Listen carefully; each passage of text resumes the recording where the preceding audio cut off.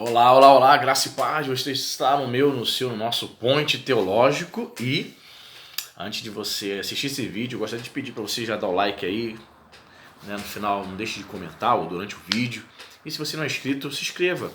60% o YouTube me disse, né, a gente tem acesso a informações, me disse que 60% de pessoas que assistem os meus vídeos, eles não são inscritos, assistem, mas não entram no canal.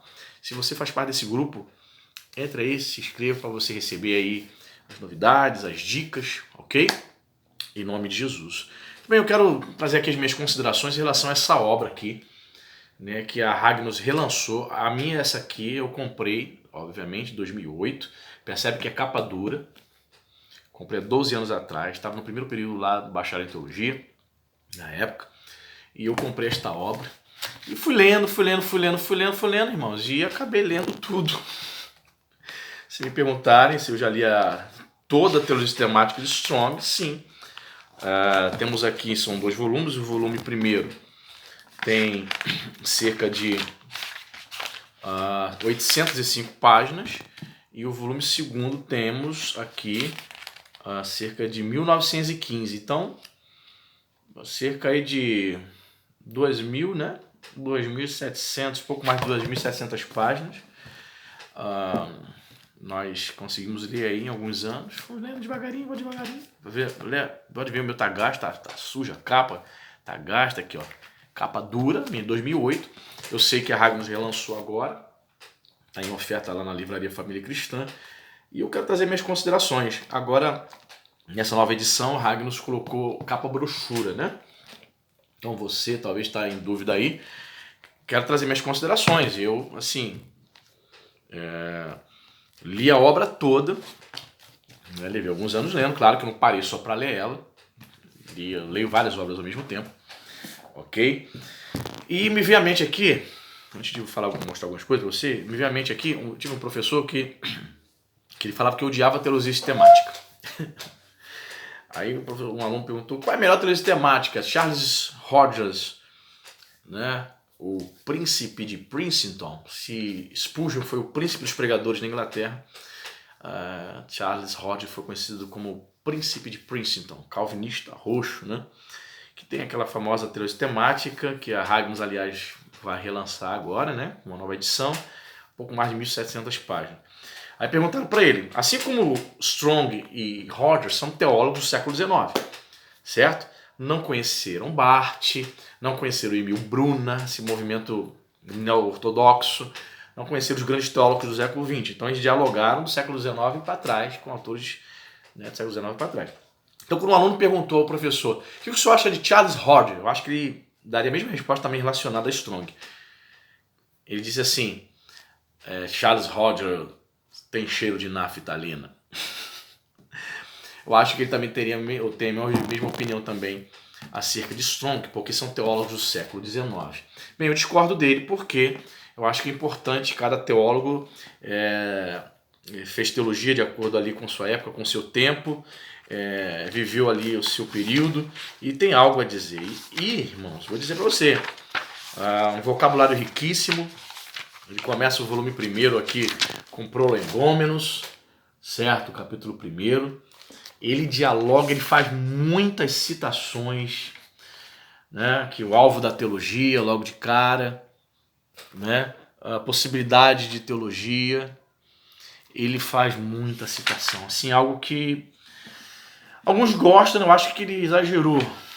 Ele cita também muitos filósofos, também cita muitos teólogos, ele faz muitas citações. Assim, não foi confesso a você, não foi aquela leitura prazerosa. Não foi, pra mim, não foi. Mas fui lendo.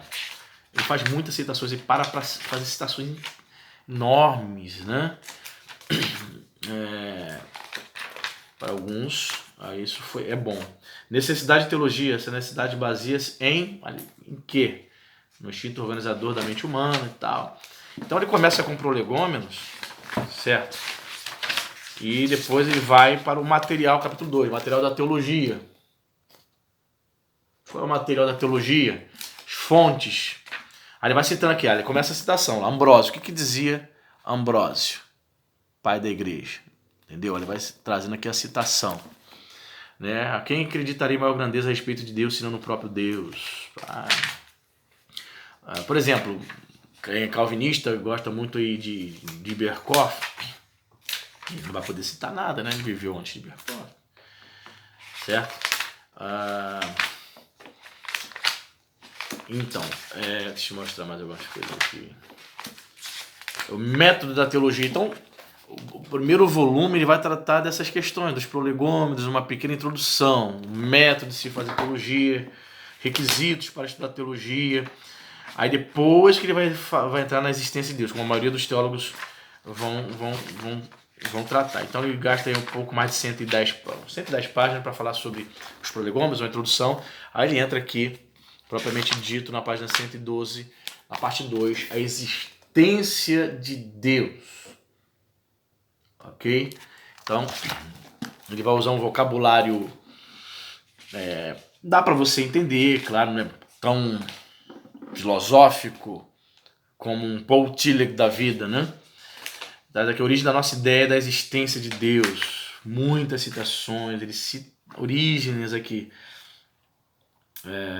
citando Orígenes, citando Emmanuel Kant, filósofo. A existência de Deus, uma primeira verdade. Em alguns momentos ele coloca o termo grego lá. Solon fala de Deus como hotheos e como toteion. Aqui, ó, muitas vezes a pessoa que ainda não aprendeu ainda o alfabeto grego vai ter dificuldade, vai passar batido, tá vendo? Sófocles como Megas Hotheons, grande Deus, né? O termo para Deus é idêntico em todas as línguas indo-europeias e por isso pertence a uma época anterior à separação daquelas línguas. Então a gente foi lendo. Então, para não perder muito tempo, o capítulo 1, vou lá para o índice aqui, de que ele trata. Então ele traz o capítulo 1, ideia de teologia, certo? Definição, prolegômenos, necessidade da teologia, revelação da teologia. Como eu falei para vocês, as primeiras 100 páginas, material, método, a fonte da teologia, material do progresso da teologia, limitações da teologia. Tá. Método, capítulo 3, método da teologia, requisitos para estudar a teologia, né, uma mente disciplinada. Vai falar sobre a teologia bíblica, histórica, sistemática e prática. A história da teologia sistemática na Igreja do Oriente e do Ocidente, entre os teólogos de pontos de vista diferentes, fé protestante prevalecente, teologia britânica e americana. Parte 2. Aí vai falar aqui, como eu falei, a existência de Deus. Certo? A origem da nossa ideia da existência de Deus, as primeiras verdades em geral, sua natureza, seus critérios. A existência de Deus é uma primeira verdade, universalidade, necessidade, independência, prioridades lógicas, outras supostas fontes da nossa ideia da existência de Deus. Não da revelação exterior, não da experiência e não do raciocínio. Interessante, é uma questão filosófica aqui. Capítulo 2, evidências corroborativas da existência de Deus. O argumento cosmológico, o argumento da mudança da natureza, o argumento teleológico, o argumento da ordem útil na natureza, defeitos do argumento teleológico, o valor do argumento teleológico, né? Telos, do grego, né? É o discurso, o estudo das finalidades últimas, né? Argumento ontológico, o argumento de nossas ideias, necessidades e abstratas de Samuel Clarke, Descartes e de Anselmo de Cantuária. Explicações errôneas de conclusão do materialismo, idealismo materialista, panteísmo e eolista, monismo ético. Vem a parte 3, trazendo o capítulo 1, as escrituras, uma revelação da parte de Deus, considerações preliminares, razões a priori para esperar uma revelação da parte de Deus, as marcas da revelação que um pode esperar, os milagres, um atestado da revelação divina, prefácio atestando uma revelação divina, princípios de evidência histórica aplicáveis à prova de uma revelação divina. Claro que eu estou pulando os subtópicos. Depois, se você quiser parar aí o vídeo para você ler tópico por tópico dos temas que ele trata, você poderá fazer isto. Certo? Aí, credibilidade dos escritores da Bíblia, genuinidade dos documentos cristãos, o caráter sobrenatural do ensino da Escritura. Assim, o que eu posso dizer? Quando eu terminei de ler esta obra, não foi aquela hora que eu falei assim, poxa, que maravilha, gostei muito. Eu vou ler de novo. Já se passaram alguns anos, tá? Talvez agora, se eu pegar para reler, talvez eu tenha mais gosto. Claro, meu conhecimento aumentou, li muitos outros livros depois dessa obra. Comecei a ler livros também na área de filosofia. Talvez se eu começar a reler esse livro, essa obra de novo, eu comece a ter maior gosto por ela. Tanto é que estava lá no meu gabinete, lá na igreja. Eu trouxe recentemente aqui para casa e vai ficar aqui na minha estante. Ok? Inspiração nas escrituras. Teorias sobre inspiração, aquelas velhas teorias do ditado, eliminação, intuição, dinâmica e tal. Objeções à doutrina da inspiração. Ok, são 10 subtópicos. Natureza, decretos e obras de Deus. Atributos de Deus, vai estudar os atributos, como qualquer teoria sistemática. Atributos relativos ou transitivos, né? São aqueles que comunicáveis e não comunicáveis, né? Ok?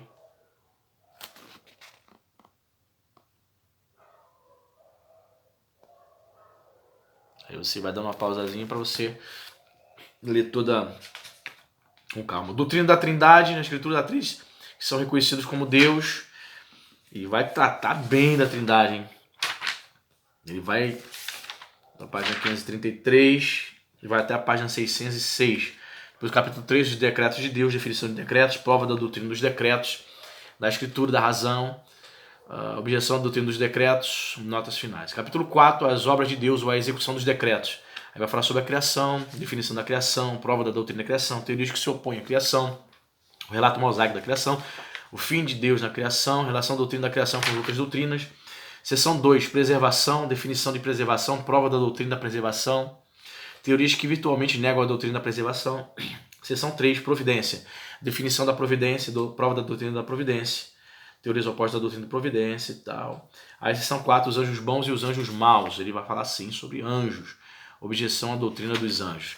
Então temos aqui 800 páginas, volume 1, que trata dessas questões. Volume 2, né? 1.500 nada. 1.916 páginas, quase 2.000 páginas, volume 2. Eu me lembro que na época era um sonho de consumo, né? Ainda como é, por exemplo, meu sonho de consumo, e fiquei sabendo agora há pouco, por um irmão aí, escreveu o seguinte, que já tem uma livraria aí já fazendo pré-venda, né, da teologia sistemática de Schaeffer. É o meu sonho comprar a teologia sistemática de Schaeffer. Graças a Deus, e Strong também, né? A Ragnos vai relançar as duas, talvez aí pro mês que vem. Então tem uma livraria chamada Livraria 100% Cristão que já está fazendo pré-venda. É um sonho de consumo. Segundo sonho de consumo é do Norman Geisler, teoria sistemática do Norman Geisler, porque tem uma pegada muito filosófica, eu gosto. Então, Schaeffer, não tem como dizer que não, teoria sistemática de respeito, de peso, o cara manda muito bem. Em outros livros que eu vejo citações dele, o cara fera. Então são teorias temáticas aí que estão no meu radar. Então, esse segundo volume vai tratar de quê, então? Volume primeiro, Antropologia e Doutrina do Homem, preliminares. Pra você ver aí, com calma, parando o vídeo. Ele vai tratando. O homem é uma criação de Deus e um filho de Deus, elementos essenciais da natureza, origem da alma, natureza moral do homem. Capítulo 2, o estado original do homem. Estou mostrando para você. Depois você vai parando com calma, tá lendo aí. O estado original do homem, essência do estado original do homem. Capítulo 2, incidentes do estado original do homem. Capítulo 3, pecado ou estado da apostasia do homem. Seção 1, a lei de Deus. A lei em geral, ok? A lei de Deus em particular. Seção 2, natureza do pecado, definição de pecado, o princípio essencial do pecado. Seção 3, universalidade do pecado. Todo ser humano que chegou à consciência moral cometeu atos ou acalentou disposições contrárias à lei divina. Seção 4, origem do pecado no ato pessoal de Adão. O relato escriturístico da queda, da tentação e queda em Gênesis 3. Dificuldades em conexão com a queda consideradas como ato pessoal, consequências da queda no que respeita a Adão. Seção 5, atribuição do pecado de Adão à sua posteridade. Aí vira a página aqui, tem mais aqui.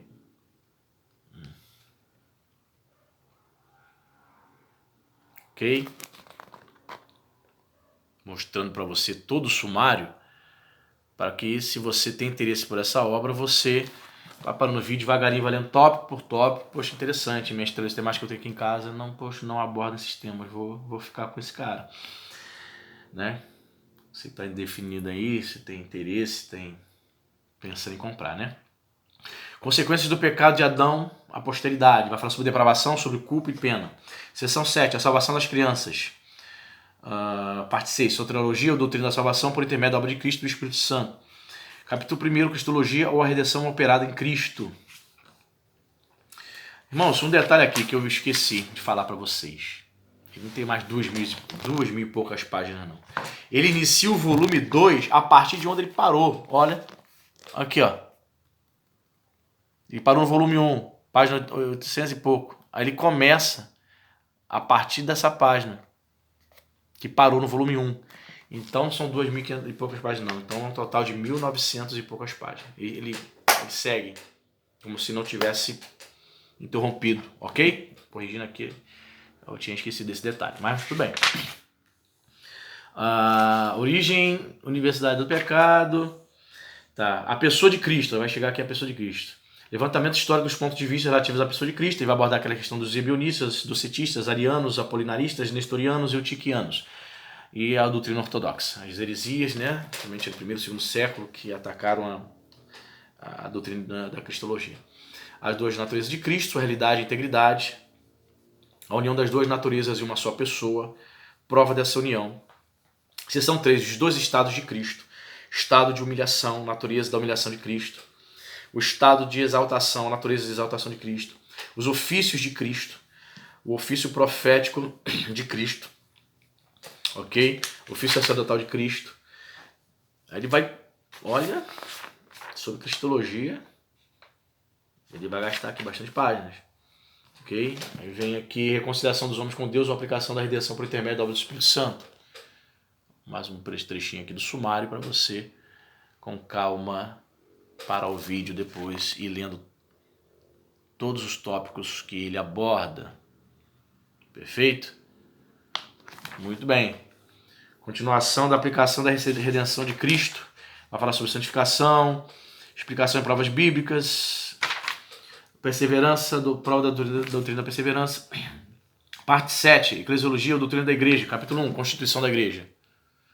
Bastante detalhado para você não ficar em dúvida se vai comprar essa teologia sistemática com quase 2.000 páginas. É uma teologia sistemática de respeito, tá? A parte do sumário. Então ele vai falar sobre eclesiologia, definição da igreja, organização da igreja, tópico 3, governo da igreja, arranjos preliminares, presença do candidato no concílio, dever do concílio, disciplinas da igreja, ok? Ordenanças da igreja, batismo, batismo, ordenança de Cristo, simbolismo do batismo, vai falar sobre o Pedro batismo, batismo de criança, ceia do Senhor como ordenança instituída por Cristo, modo de administrar a ceia do Senhor, simbolismo da ceia do Senhor. Olha, vai abordar bastante a visão romanista, a visão luterana, anglicana. Então, para você que procura aí, de repente, como fonte para o seu trabalho, para o seu TCC, tá aí. Bastante fontes aí, bastante informações das várias visões do batismo. Os pré-requisitos para participar da ceia do Senhor. Primeiro, regeneração. Segundo, batismo. Terceiro, filiação à igreja. Quarto, andar ordenadamente. Aí vem a escatologia.